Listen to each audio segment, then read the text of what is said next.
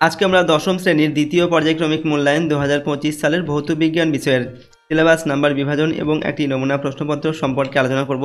তো চলো এই ভিডিওতে আমরা ক্লাস 10-এর সেকেন্ড ইউনিট টেস্ট 2025 ভৌত বিজ্ঞান বা ফিজিক্যাল সায়েন্সের সিলেবাস, মার্কস ডিভিশন এবং এই কোশ্চেন পেপার উত্তরগুলো দেখে নিই।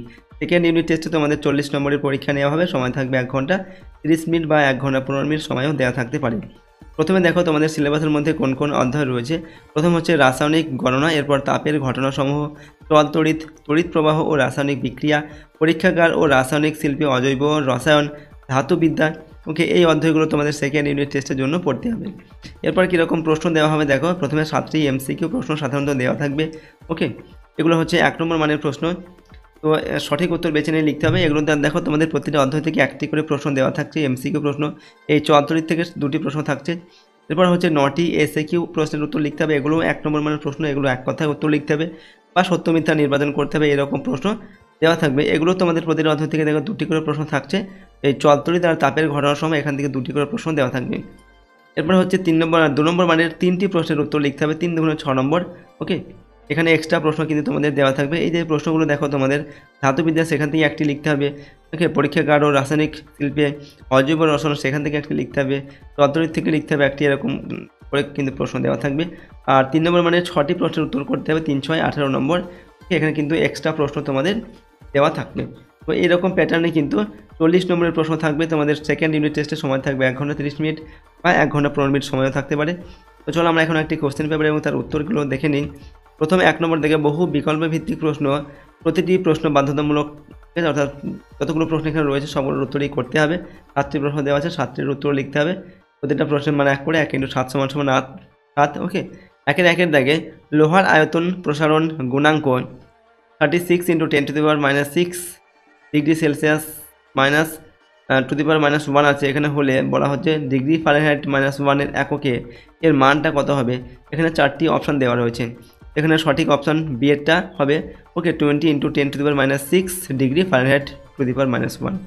এরপর 2 নম্বর হচ্ছে একটি গ্যাসের বাষ্প ঘনত্ব এখানে দেওয়া আছে 8.5 এনটিপিতে 4.25 গ্রাম ভরের এই গ্যাসের আয়তন কত হবে। 22.4 লিটার, 11.2 লিটার, 44.8 লিটার, 5.6 লিটার।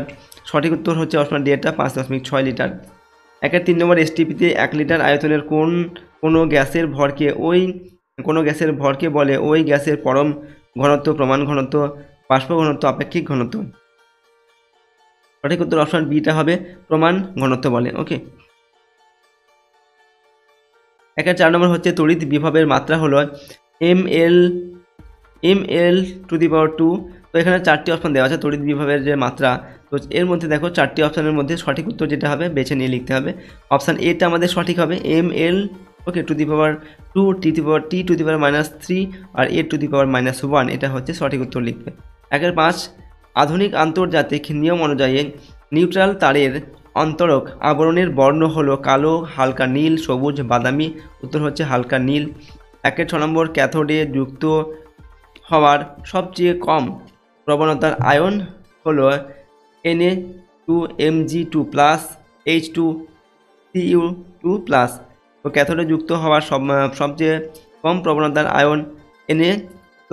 কালাজ্বরের ঔষধ প্রস্তুতিতে ব্যবহৃত হয় carbamide, sulphuric acid, nitric acid, hydrochloric acid. তো এখানে কালাজ্বরের ঔষধ প্রস্তুতিতে ব্যবহৃত হয় কার্বামাইড। 2 নম্বর থেকে নিম্নলিখিত প্রশ্নগুলির উত্তর দাও। এখানে 1 × 9 = 9। ওকে, প্রশ্নের মান 1 নম্বর করে দেওয়া আছে।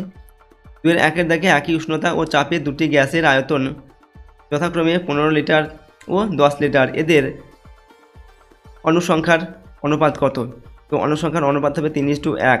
2 দাগে কোনো পদার্থের তাপ পরিবাহিতাঙ্ক 0.2 CGS হলে SI এককে এর মান কত। উত্তর হবে 84 J(s⁻⁻1 m⁻⁻1 k⁻⁻1)।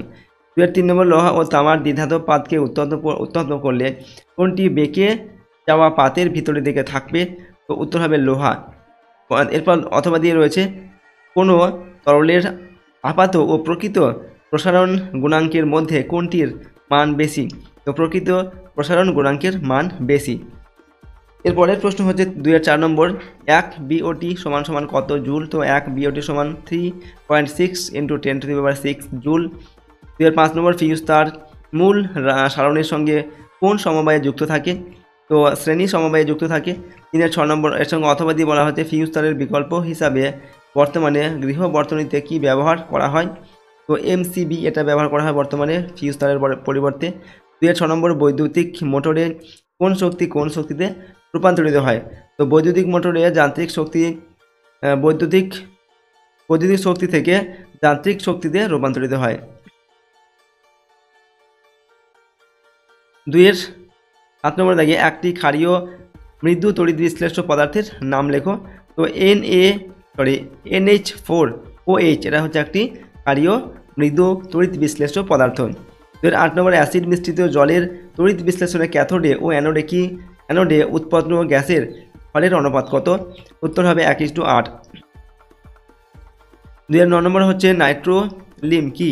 তো উত্তর লিখবে নাইট্রোলিম বা ক্যালসিয়াম সায়ানাইড এক ধরনের অজৈব যৌগ যার সংকেত হলো CaCN2। এরপর অথবা দিয়ে স্পর্শ পদ্ধতিতে ব্যবহৃত উপযোগী অনুঘটকের নাম ও সংকেত লেখো। তো এখানে উত্তর হচ্ছে ভ্যানাডিয়াম পেন্টক্সাইড, তার সংকেত V2O5। 3 নম্বর থেকে নিম্নলিখিত প্রশ্নগুলির উত্তর দাও। প্রশ্নের মান 2 করে 3×6 নম্বর দেওয়া আছে। 3-1 আবেশ সংক্রান্ত ফ্যারাডের সূত্রগুলি লেখো, অথবা দেখাও যে লেন্জের সূত্রটি শক্তির সংরক্ষণ নীতির সমার্থক। ওকে। এরপর 3-2 নম্বর, কি ঘটে সমীকরণ সহ লেখো। অ্যাসিডযুক্ত পটাশিয়াম ডাইক্রোমেট জলীয় দ্রবণে H2S গ্যাস চালনা করা হলো, কী হবে সেটা লিখতে হবে। অথবা অ্যামোনিয়া গ্যাসের জারণ ধর্মের উদাহরণ দাও। 3 নম্বর, CuSO4 এর জলীয় দ্রবণের তড়িৎ বিশ্লেষণে সামান্য H2SO4 ব্যবহার করা হয় কেন? অথবা গোল্ড প্লেটিং এর সময় অ্যানোড ও তড়িৎ বিশ্লেষ্য পদার্থ হিসেবে কি ব্যবহৃত হয়? 4 নম্বর থেকে নিম্নলিখিত প্রশ্নগুলির উত্তর দাও। এখানে প্রশ্নের মান 3 নম্বর করে 6টি প্রশ্ন উত্তর লিখতে হবে। 3-6-18 নম্বর। কারণ 10.7 গ্রাম NH4Cl এর সঙ্গে পর্যাপ্ত পরিমাণে শুষ্ক কলিচুন মিশিয়ে উত্তপ্ত করলে কত গ্রাম NH3 উৎপন্ন হবে? STPতে ওই গ্যাসের আয়তন কত হবে? ঠিক আছে। এরপর হচ্ছে দেখো অথবা দিয়ে 6 গ্রাম কার্বনকে পোড়ানোর জন্য প্রয়োজনীয় অক্সিজেন কত গ্রাম পটাশিয়াম ক্লোরাইড উত্তপ্ত করে পাওয়া যাবে? তাহলে 2 নম্বর হচ্ছে তাপ প্রবাহ মাত্রার ধারণা থেকে তাপীয় রোধের সমীকরণ প্রতিষ্ঠা করো। তাপীয় রোধের SI একক কি? অথবা দিয়ে রয়েছে তাপ পরিবহন ও তড়িৎ পরিবহনের মধ্যে একটি সাদৃশ্য একটি বৈসাদৃশ্য উল্লেখ করো। হাত ঢালাইয়ের জন্য লোহার রডই উপযুক্তটা ব্যাখ্যা করতে হবে। 1.04 ভোল্ট তড়িৎচালক বলের একটি কোষকে বর্তনীর সঙ্গে যুক্ত করলে 0.3 অ্যাম্পিয়ার প্রবাহ মাত্রা প্রবাহিত হয় ও বহির্বর্তনীর বিভব প্রভেদ হয় 0.8 ভোল্ট। কোষটির অভ্যন্তরীণ রোধ কত হবে? ডায়নামো ও মোটরের মূল কার্যনীতিগত পার্থক্য কী? এরপর অথবা দিয়ে 220 ভোল্ট আর 60 ওয়াট এবং 220 ভোল্ট 100 ওয়াট বাতি দুটি শ্রেণী সমবায়ে 220 ভোল্ট লাইনে যুক্ত করলে কোনটির উজ্জ্বলতা বেশি হবে এবং কেন? তাহলে 4 নম্বর হচ্ছে অসওয়াল্ড পদ্ধতিতে HNO3 এর শিল্প প্রস্তুতির নীতিটি সমীকরণ সহ লেখো। এরপর হচ্ছে তড়িৎ বিশ্লেষণ পদ্ধতিতে Al ধাতু নিষ্কাশনে তড়িৎ বিশ্লেষ্য ক্যাথোড ও অ্যানোড হিসেবে কি ব্যবহৃত হয়? ক্যাথোড ও অ্যানোড বিক্রিয়া সহ লেখো।